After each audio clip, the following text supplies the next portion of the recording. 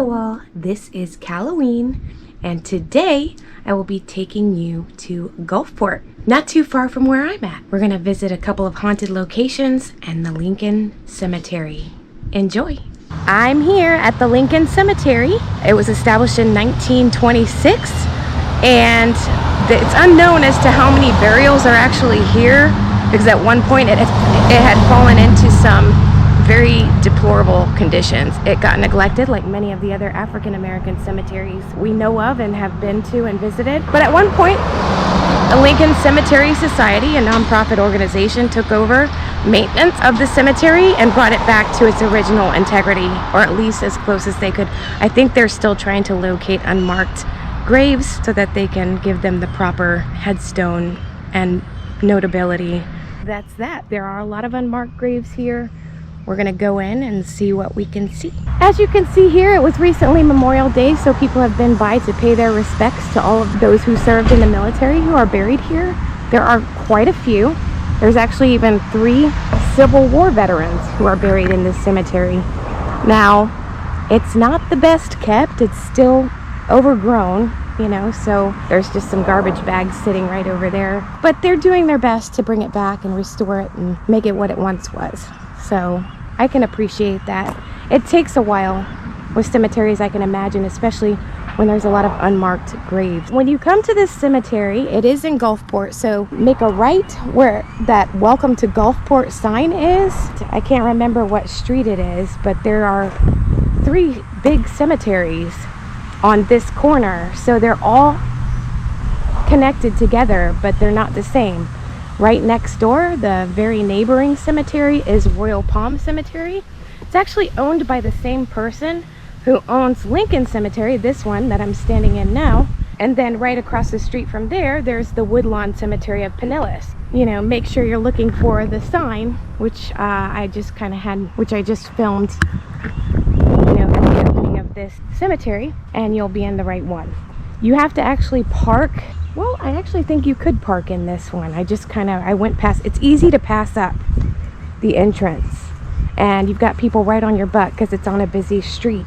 You'll see the entrance and be able to come in here, I think, and park at least all the way in the back. But I ended up parking at Royal Palm Cemetery, thinking it was all the same cemetery, and it's not. That's that. Let's take a look around. There's no one here today but me and the birds, and it's very hot. It must be 100 degrees outside. And there's not a lot of trees in this one, so if you do come, just be prepared for that. Especially in the summer, like I'm here now. But be prepared for it to be, you know, very hot. Wear comfortable shoes. It's pretty large cemetery. You know, probably about 3 acres, I would say, something like that. But that's pretty big, maybe even 4 for some, you know, compared to some of the other African American cemeteries we've seen. Back when the land was first purchased, this was meant to be a black only cemetery. And I have found that with a lot of those, somehow they got forgotten and abandoned, and over time just weren't even noticeable. You know, you just thought it was land, and they got overgrown and unkept.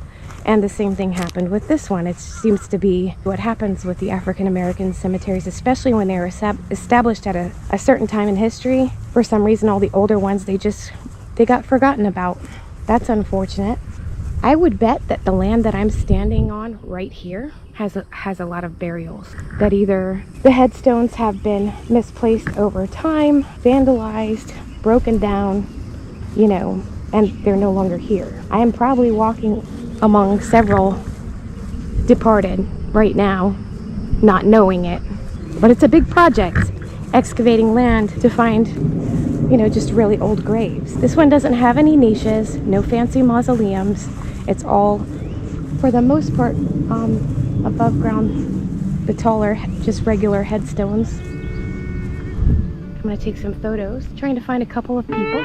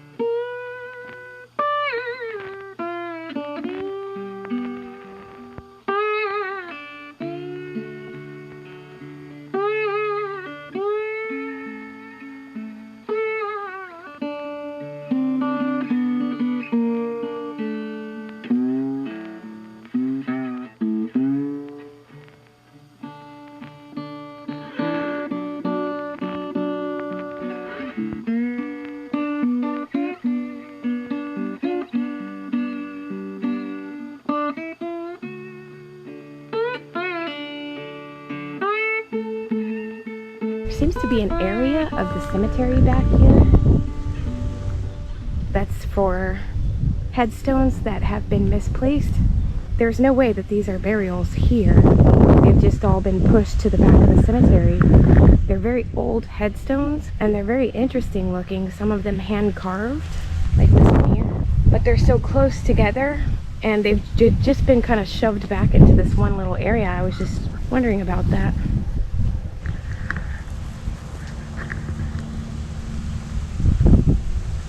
This one died in September of 1923. Age 49. Julia Fuller. So yeah, these are really pretty old headstones. This one died in 1921. But that's a pretty nice headstone to be from 1921. They may have, you know, given him a new headstone. You see somebody left an offering of a penny on the top. Oh, here's one right here on the ground. Hand carved, another one.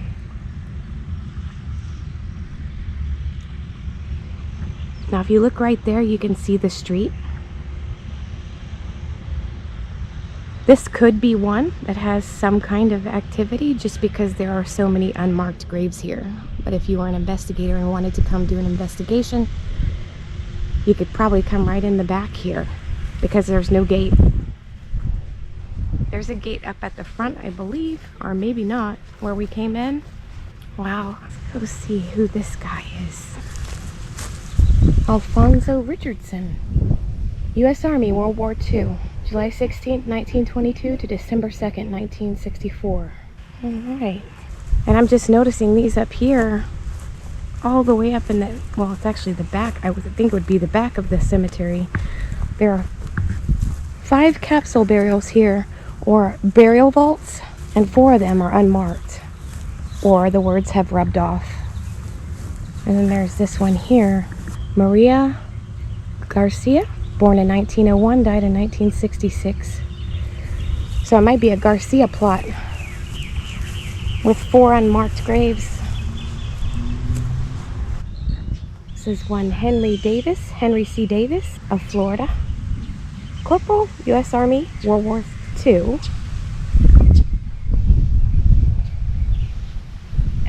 If you'll notice, there are a lot of veterans here in this cemetery, a lot of them.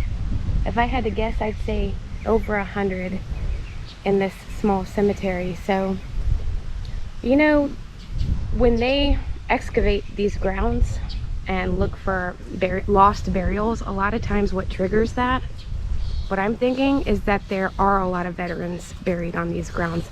I'm wondering if the same actions would have been taken if there weren't any veterans on these grounds.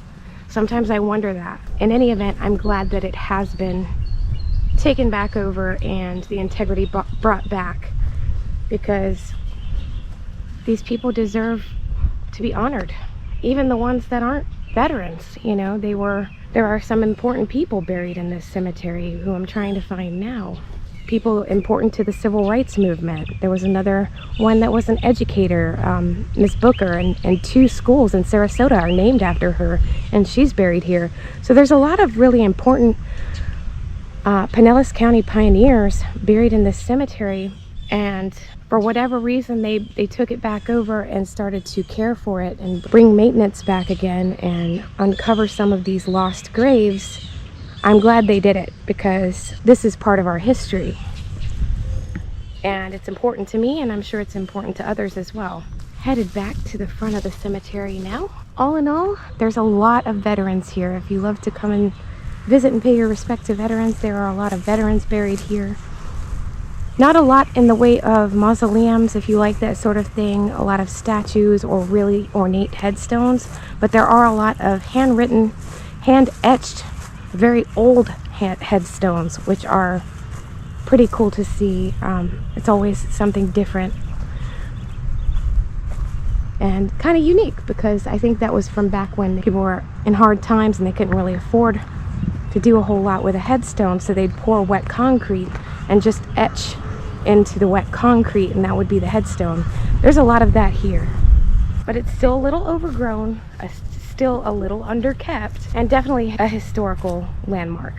I've seen about all there is to see here. I didn't really find the people that I wanted to find, but if I'm being honest, it's hotter than blue blazes out here, so it's time to visit some other haunted places and get a bite to eat. It's a beautiful day here in Gulfport. The GulfPort Casino here behind me was built in 1906, and around 1970 they had a friendly visitor stop by who never quite left. It was a cat, and this cat came into the casino one day and he just started hanging out here. Well, everybody that worked in the casino took a liking to this cat.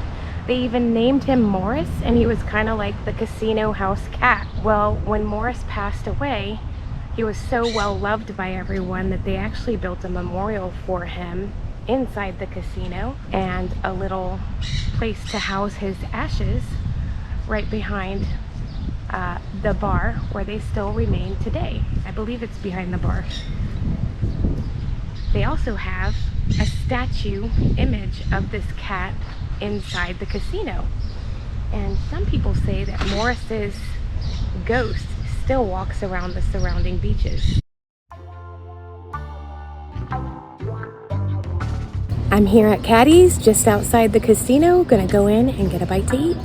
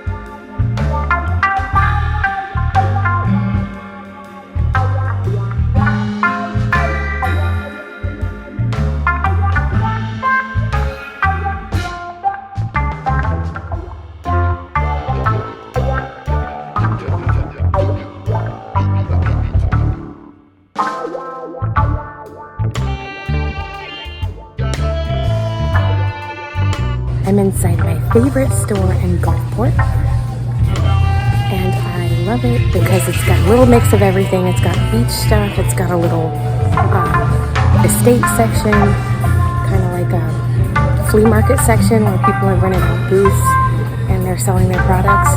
So kind of cool. You should check it out when you're here.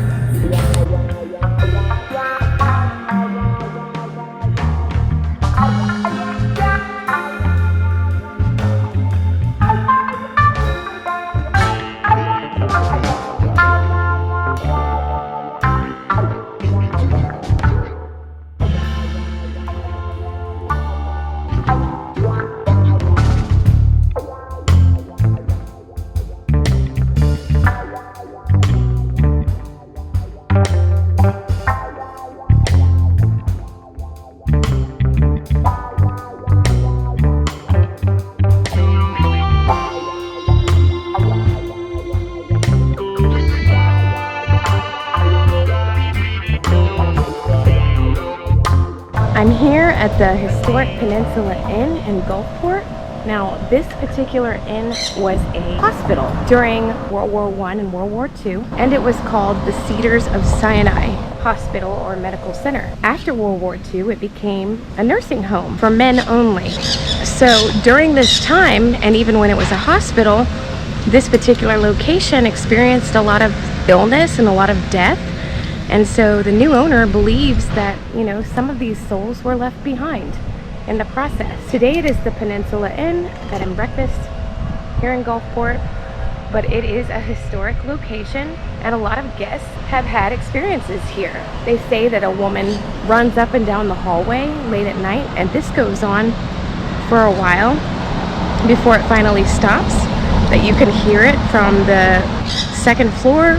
But if you go up to the third floor, you can't hear it. People have experienced something like a cat or a dog leaping up onto their bed at night for a sleep, but there's nothing there.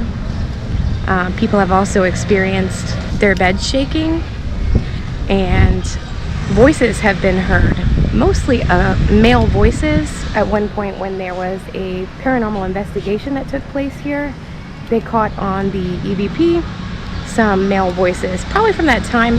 Well, actually a lot of the people who got ill and died here were men, because of it being a male nursing home and because it being a place for wounded veterans during World War I and II. I'm sure a lot of the people that stayed here were men. The new owner does say that it's friendly activity. It's nothing poltergeist or anything like that. It's very friendly. People that have had experiences are totally fine with it, and it might be a place you want to stop for a visit. It was a hot one today. Thank you so much for joining me. I wanted to apologize because I wasn't able to do an episode last week Sunday. There was just too much going on. You know, life happens sometimes. The weather was crappy, the lightning were playing, and so on and so forth.